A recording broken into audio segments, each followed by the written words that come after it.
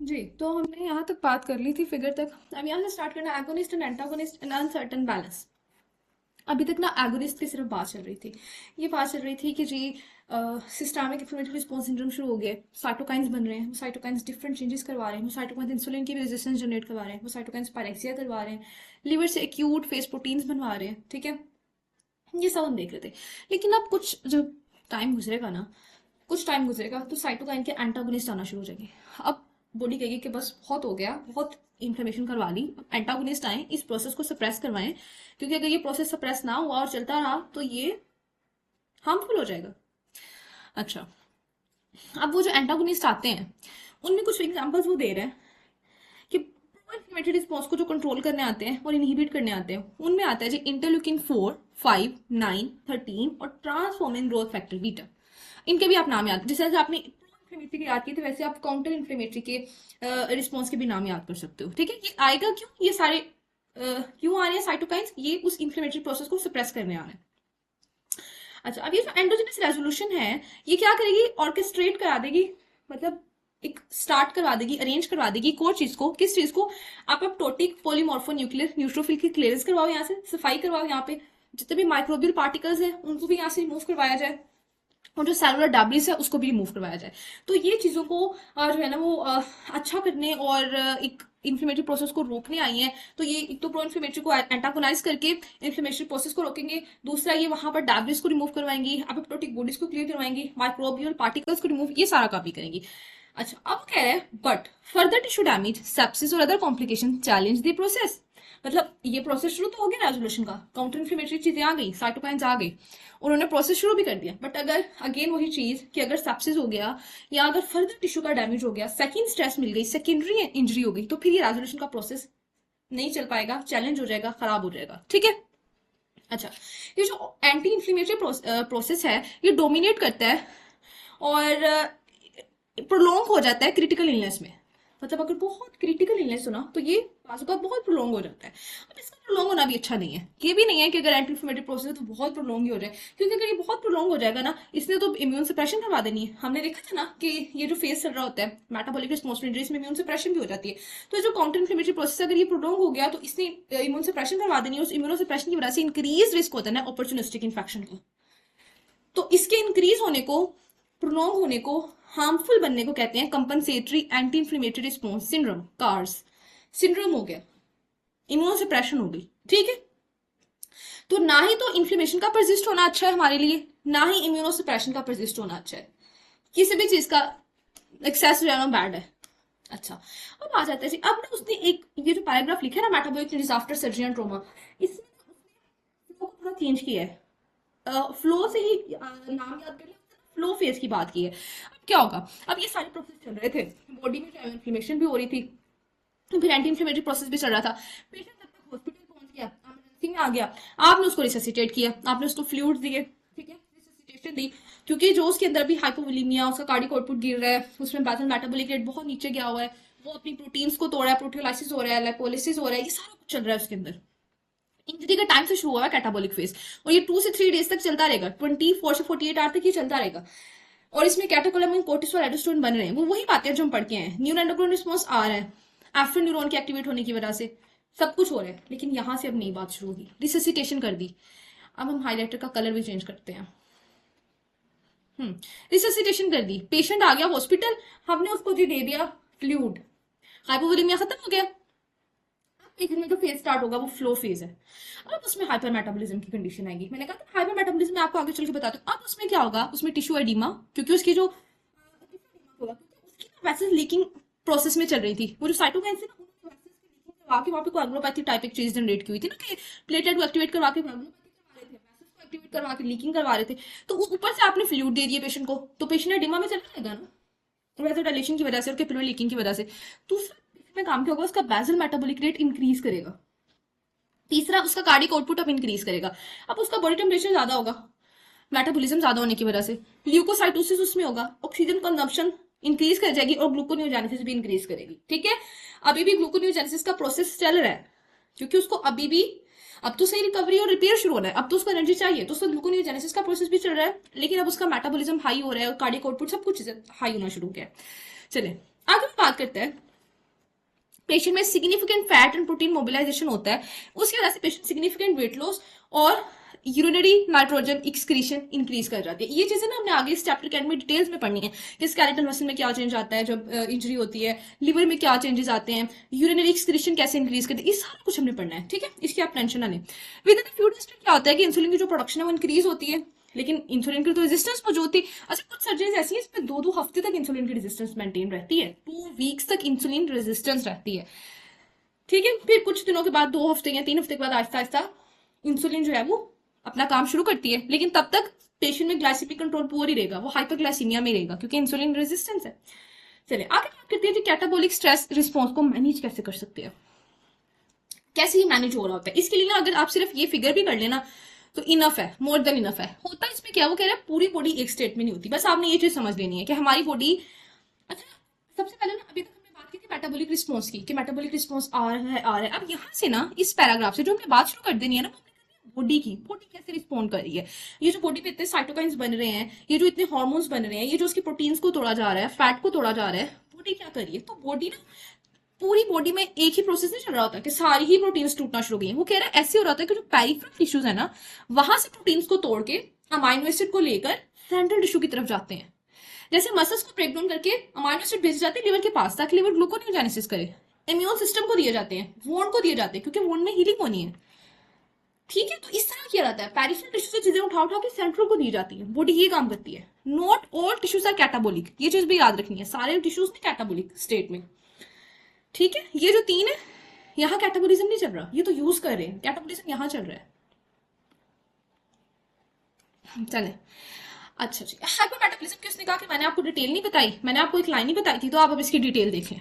अच्छा, कह रहे कि कॉम्प्लेक्स इंटरेक्शन होता है central control of metabolic rate and peripheral energy utilisation का, कि अब एनर्जी यूटिलाइज होनी है, हाइपरमेटाबॉलिज्म है तो एनर्जी ज्यादा यूटिलाइज होनी है क्योंकि रिस्पॉन्स आ रहा है इंजरी का, फ्लो फेज शुरू हो गया है, लेकिन हमारी बॉडी ने कोशिश भी करनी है कि मैं इसको कंट्रोल करूं, तो कॉम्प्लेक्स इंटरेक्शन शुरू हो जाना है, ठीक है। सिंपैथेटिक एक्टिविटी इंक्रीज हो जाएगी, वोन की सर्कुलेशन में जो है वो एबनॉर्मैलिटीज आना शुरू हो जाएंगी। अच्छा, एक चीज और, अब मैंने आपको लिस्ट बताऊंगी कि पेशेंट में जो है प्रोटीन एनर्जी एक्सपेंडिचर क्यों ज्यादा होता है, तो ये वो वाली लिस्ट है। अब वो आपको बताएगा कि पेशेंट जो है उसमें क्यों एनर्जी ज्यादा यूज होती है। एक तो उसका कॉज ये है ना कि हाइपर मेटाबॉलिज्म, उसमें मेटाबॉलिज्म ज्यादा हो रहा है, इसलिए वो क्या कह रहा है, पेशेंट में जो है ना वो सिंपैथेटिक एक्टिविटी ज्यादा होती है, इस वजह से भी उसको ज्यादा एनर्जी चाहिए। पेशेंट में जो है वो इस्कीमिया, जो इस्कीमिक एरिया उसकी ना वोंड वाले एरिया में कुछ चेंजेस आ जाते हैं, एबनॉर्मैलिटीज। वो क्या एबनॉर्मैलिटीज आ जाती हैं, अब आपने गौर से समझना है। उसके ना वोंड वाले एरिया में एनारोबिक रिस्पायरेशन शुरू हो जाती है, उस रिस्पायरेशन की वजह से लैक्टेट बनता है। अब ये जो लैक्टेट है ये जाता है लिवर के पास, लिवर ने इसको बदलना होता है कोरी साइकिल की मदद से वापिस आई गेस वापिस ग्लूकोज में, ग्लूकोज भी बदलते हैं ना लिवर लैक्टेट को कोरी साइकिल में, कंफर्म कर लीजिएगा इससे इसको एक दफा। अच्छा, तो किसी में भी बदलता है, मेटाबॉलिज्म तो करवाता है ना लैक्टेट का, लिवर करवाता है। अब जो लैक्टेट का मेटाबॉलिज्म करवाता है ना इस साइकिल कोरी साइकिल, उसमें उसको चाहिए एटीपी, तो इसका मतलब है लिवर को एटीपी चाहिए। एक तो मेटाबॉलिज्म ज्यादा हुआ पड़ा है, लिवर को भी एटीपी चाहिए, प्रोटीन टर्नओवर हो रहा है, बहुत ज्यादा प्रोटीन तोड़ी जा रही है, न्यूट्रिशनल सपोर्ट चाहिए, ये सारी रीजन है जिनकी वजह से एनर्जी एक्सपेंडिचर पेशेंट का बहुत ज्यादा हो जाता है, ठीक है। अब कुछ फीचर्स हैं जो पेशेंट को हेल्प करते हैं। वैसे तो पेशेंट में हाइपर मेटाबॉलिज्म की कंडीशन चल पड़ी है और पेशेंट को बहुत ज्यादा एनर्जी चाहिए, लेकिन कुछ फीचर्स हैं जो पेशेंट को हेल्प करते हैं। वो क्या फीचर्स हैं कि पेशेंट जो है वो आईसीयू में बेड रेस्ट में बेड पे लेटा हुआ है, तो अब वो चल फिर तो रहा नहीं है कि उसकी बॉडी ज्यादा एनर्जी यूज करे, तो उसकी थोड़ी बचत हो जाएगी। अगर पैरालिसिस है पेशेंट को, और बचत हो जाएगी। वेंटिलेशन हम प्रोवाइड कर रहे हैं, टेम्परेचर को हम एक्सटर्नली रेगुलेट कर रहे हैं ना हम, इन सब केसेस में उसको जो इतना एनर्जी एक्सपेंडिचर चाहिए तो उसका लेवल थोड़ा सा कम हो जाएगा, लिमिट हो जाएगा, ठीक है। चलिए, यहाँ तक हमने बात की कि हाइपर, मैंने आपको ये बताया ना कि यहाँ से ये देख रहे हैं हमारी बॉडी कैसे रिस्पॉन्ड करिए, तो हाइपर मेटाबॉलिज्म। अब जो अगली बात आनी है ना, वो अब यहाँ से बहुत इंटरेस्टिंग टॉपिक शुरू, अब जो बोरिंग टॉपिक्स थे ना वो खत्म हो गए, अब इंटरेस्टिंग है। अब हमने वो साइटोकाइन वो सब नहीं पढ़ना, अब हमने ये पढ़ना है कि हमारी जो बॉडी है उसके जो स्केलेटल मसल्स हैं जहाँ पे प्रोटीन तोड़ी जा रही है, क्या करेंगे, किस हिसाब से प्रोटीन टूट रही है। तो कह रहे जो मसल प्रोटीन है वो वैसे तो नॉर्मली पर्सन में कंटिन्यूसली सिंथेसाइज भी हो रही होती है और कंटिन्यूसली ब्रेक डाउन भी चल रहा होता है उनका, दोनों प्रोसेस बैक टू बैक चल रहे होते हैं, और एक दिन में 1 to 2% जो है ना वो टर्न ओवर चल रहा होता है प्रोटीन का। नॉर्मली जितनी सिंथेसिस हो रही है उतना ही ब्रेक डाउन चल रहा होता है, इसलिए मसल हमारे कॉन्स्टेंट ही रहते हैं, ठीक है। लेकिन कैटाबोलिक फेज में, जब कैटाबोलिक फेज शुरू हो गया, जब इंजरी हो गई, जब सर्जरी हो गई, तब क्या होगा, मसल बहुत ज्यादा वेस्टिंग शुरू हो जाती है, मसल प्रोटीन की डीजनरेशन शुरू हो जाती है, ठीक है। और मसल प्रोटीन की सिंथेसिस डिक्रीज कर जाती है, डिग्रेडेशन ज्यादा हो रही है, सिंथेसिस कम है, न्यूट्रिएंट तो है नहीं उसके पास, सिंथेसिस कम है, डिग्रेडेशन ज्यादा हो रही है, इस वजह से मसल वेट गिरना शुरू हो जाएगा। अभी जो उसकी डिग्रेडेशन होती है ना, ये होती है एटीपी डिपेंडेंट यूबिक्यूटिन प्रोटियासोम पाथवे के साथ। आई गेस ये हमने बायोकेम में पढ़ा हुआ है, यहाँ पे भी वैसे फिगर में है उसने कहा, आप यहाँ से भी पढ़ सकते हो। किधर है फिगर 1.4, यही है। अच्छा ये ठीक है, ये प्रोटियासोम पाथवे, ये जो है ना प्रोटीन की ब्रेकडाउन करवा रहा होता है। अच्छा, अब आपको आपके माइंड में ये होगा कि हमारी बॉडी में इतने सारे मसल्स हैं, तो कौन से मसल्स हैं जिनकी प्रोटियोलाइसिस होती है, कौन से मसल इनको तोड़ा जाता है इनके प्रोटीन को? तो कह रहा है सबसे ज्यादा कुर्बानी देनी पड़ती है पैरिफेरल स्केलेटल मसल को, सबसे ज्यादा उन्हीं से प्रोटीन ली जाती है। उसके अलावा दूसरा नंबर आता है रेस्पिरेटरी मसल का, to some extent respiratory muscles भी कुर्बानी देते हैं, लेकिन कार्डिक मसल बच जाते हैं, कार्डिक मसल स्पेयरिंग, उनसे कोई प्रोटीन नहीं तोड़ता, उनसे कोई माइनस नहीं मांगता, ठीक है। Under extreme condition of catabolism, like major sepsis, urinary nitrogen loss can reach 14 to 20 gram per day. This is equivalent to the loss of 500 gram of skeletal muscle per day. क्या चीज बताई थी? दो चीजें बताई थी मैंने आपको। मैंने कहा था स्केलेटल मसल्स ब्रेकडाउन हो रहा है, और दूसरा क्या हम कह रहे हैं, यूरिन में नाइट्रोजन की एक्सक्रीशन ज्यादा हो जाएगी। तो यही दो बातें की हैं उसने। मतलब अगर आप सिर्फ ये दो लाइनें याद रख लो, आपका ये पूरा टॉपिक कवर हो जाएगा स्केलेटल मसल वाला। उसने कहा स्केलेटल मसल ब्रेकडाउन हो रही है, दूसरा उसने कहा कि यूरिन में एक्सक्रीशन हो रही है नाइट्रोजन की। अब कितनी? 14 से 20 ग्राम पर डे के हिसाब से नष्ट हो जाती है, और ये इक्विवेलेंट है कि एक दिन में 500 ग्राम उसका मसल जो है ना उसकी प्रोटियोलाइसिस की जा रही है। आगे क्या कह रहे हैं वो? कह रहे हैं हमने ना जब देखा ना उनके पेशेंट की तो सर्जरी के बाद या ट्रोमा के बाद इतनी ज्यादा प्रोटीन्स ब्रेकडाउन होती है, हमने ना हाइपर एलिमेंटेशन शुरू की। हमने ना एक तरीका ढूंढा कि पेशेंट को ज्यादा खिलाते हैं, जो पेशेंट को ज्यादा खिलाएंगे ना तो ये जो उसकी प्रोटीन्स टूट रही हैं ये कंपनसेट हो जाएगा, रिप्लेस हो जाएंगी। हमने पेशेंट को वैसे 4-4 5-5 टाइम जो है ना खाना खिलाना, मतलब एक्सेस फीडिंग करना शुरू कर दी। अब हम तो एक्सपेक्ट कर रहे थे कि इससे फायदा होगा, लेकिन इससे नुकसान शुरू हो गया। इससे नुकसान ये हुआ कि जीआईटी आपने भर दी है उसकी, अब तो इसे स्ट्रेस ज्यादा बॉडी में इंक्रीज कर जाएगा। जीआईटी को पूरा पूरा ब्लड सप्लाई चाहिए, बहुत ज्यादा वाला, एनर्जी भी चाहिए, तो इससे बॉडी पे स्ट्रेस बढ़ गया। उसने कहा जब एक्सेस फीडिंग करवाई गई तो इट सेल्फ एक स्ट्रेस बन गया, पेशेंट के लिए, और फायदे के बजाय नुकसान हुआ। इसलिए फिर हमने ये डिसीजन लिया कि हमने जो पेशेंट को फीडिंग करवानी है ना, वो हमने अटेनुएट करवाने के लिए करवानी है, कि ये जो कम हो जाए, ये जो उसका लॉस हो रहा है, खत्म नहीं कर सकते हम इसको कंप्लीटली, ठीक है। तो ये चीज आपने याद रखनी है कि हम अटेनुएट करवाना चाह रहे हैं, कम करवा देंगे, रिप्लेस नहीं कर सकते टोटली, क्योंकि एक्सेस फीडिंग के चक्कर में हम स्ट्रेस बढ़ा रहे हैं।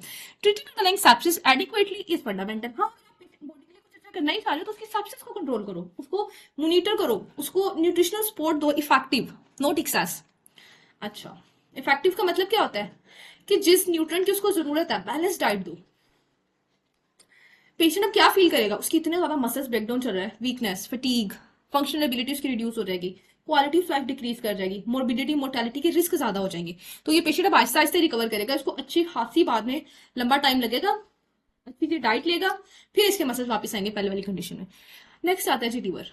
स्केलेटल मसल की हम डिटेल में बात करके आ गए, अब लीवर की बात करते हैं। तो जो लीवर और स्केलेटल मसल है ना, वो कह रहे हैं दोनों मिलके ना बॉडी का टर्नओवर मोर देन 50% इन्हीं दोनों में चल रहा होता है। प्रोटीन टूट रही है, प्रोटीन बन रही है, ये प्रोटीन का टर्नओवर है, ये लिवर और स्केलेटल मसल में चल रहा होता है। लीवर का मास तो कम है लिवर के पास प्रोटीन्स का, लेकिन टर्नओवर स्केलेटल मसल से ज्यादा है। आपको पता है लिवर बहुत सारी प्रोटीन्स बनाता है, जैसे जिनमें से एक इंपॉर्टेंट एल्ब्यूमिन है। अब आपको ये भी पता होगा कि जो एल्ब्यूमिन है ये लीक कर जाती है अगर वैसेस की परमेबिलिटी इंक्रीज हो जाए। तो हमने कहा कि जब मेटाबॉलिक रिस्पॉन्स आता है इंजरी का, तो वैसेस की परमेबिलिटी इंक्रीज करती है, जब परमेबिलिटी इंक्रीज करती है तो एल्ब्यूमिन का लीकेज शुरू हो जाएगा, उसको हम कहते हैं ट्रांस कैपिलरी एस्केप रेट। तो जो एल्ब्यूमिन का ट्रांस कैपिलरी एस्केप रेट है ना, वो यूजुअली तो कम ही होता है, लेकिन इंजरी के केस में इंक्रीज कर जाता है 3 फोल्ड। वो कह रहा है इंजरी के केस में ये 3 फोल्ड इंक्रीज कर जाएगा सेप्सिस या इंजरी की वजह से, क्योंकि साइटोकाइंस ने उसका परमेबिलिटी इंक्रीज करवा दी है ना वैसेस की। अब एक और काम होगा, साइटोकाइंस जो है एक तो परमेबिलिटी इंक्रीज करवा के आए हैं जिसकी वजह से एल्ब्यूमिन लॉस हो रहा है, अब वो लिवर को सुकून से एल्ब्यूमिन रीजनरेट भी नहीं करने दे रहे, लिवर के पास आके एक्यूट फेज प्रोटीन्स बनवा रहे हैं। ये चीज मैंने बताई लास्ट वीडियो में कि लिवर के पास आके एक्यूट फेज प्रोटीन्स बनवाएंगे। तो लिवर बेचारा मसरूफ हो गया है सीआरपी बनाने में, फाइब्रोनोजिन बनाने में, एक्यूट फेज प्रोटीन बनाने में। इस चक्कर में लिवर की जो नेगेटिव एक्यूट फेज प्रोटीन है, नेगेटिव जो रिएक्टेंट है, मतलब ये तो पॉजिटिव रिएक्टेंट है ना जो इन्फ्लेमेशन के रिस्पॉन्स में बन रहे हैं, लेकिन जो नेगेटिव रिएक्टेंट है जो यूजुअली लिवर बनाता है जैसे एल्ब्यूमिन, उनकी लेवल गिरता जाएगा ब्लड में, ठीक है। अच्छा, फिर उसने एक और इंटरेस्टिंग बात की, उसने कहा कि ये तो मैंने आपको बता दिया कि जब इन्फ्लेमेशन होनी है, साइटोकाइन ने आना है, तो लिवर ने जो है ना वो एक्यूट फेज प्रोटीन्स बनानी है और एल्ब्यूमिन का लेवल गिरता जाएगा। लेकिन हम ये कंसीडर करते हैं कि जो एल्ब्यूमिन का लेवल ब्लड में गिर रहा है ना, इसका मेजर कॉज ये है कि एल्ब्यूमिन लीक हो रहा है, ना कि ये कि लिवर एल्ब्यूमिन नहीं बना रहा। ठीक है, चलिए जी आगे बात करते हैं इंसुलिन रेजिस्टेंस की। हम वन बाय वन सारे फैक्टर्स को देखें। पहले स्केलेटल मसल की बात की, फिर लिवर की बात की, अब हम बात करने लगे इंसुलिन रेजिस्टेंस की। आपको याद है साइटोकाइन से इंसुलिन रेजिस्टेंस भी जनरेट करवा दी थी।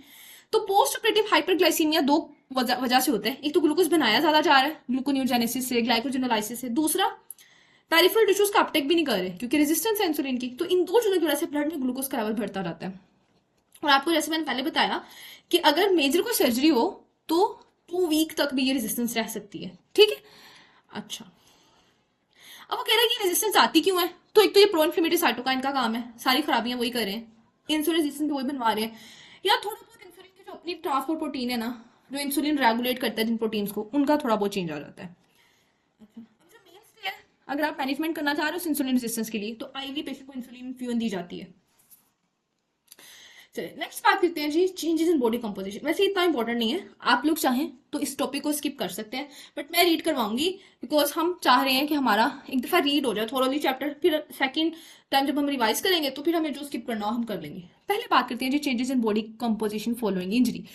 आप लोग बार बार ये चीज पढ़ रहे हो कि प्रोटीन ब्रेकडाउन होता है, ठीक है, तो हम देखेंगे भी ना कि ओवरऑल बॉडी में क्या चेंज आ जाता है। तो ये एक नॉर्मल पर्सन, आपको नॉर्मल जो मेल है 70 kg का, उसकी कंपोजिशन दिखा दी कि उसमें ना इस हिसाब से चीजें होती हैं।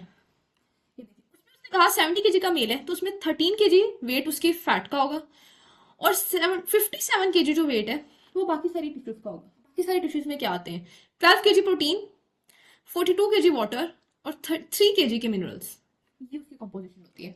तो क्या हो रहा है, 13 kg फैट ने जगह ली हुई है, 12 kg, हाँ 12 kg प्रोटीन्स है, 42 kg वाटर है, और 3 kg के मिनरल्स हैं। वाटर में इंट्रासेलुलर एक्स्ट्रासेलुलर दोनों आ जाएंगे ना, और 3 kg के मिनरल्स हैं। इस तरह से डिस्ट्रीब्यूशन एक नॉर्मल पर्सन है। प्रोटीन का 2 कंपोनेंट है, स्केलेटल नॉन स्केलेटल, मतलब प्रोटीन्स जो है वो 2 तरह के, skeletal protein, non skeletal protein.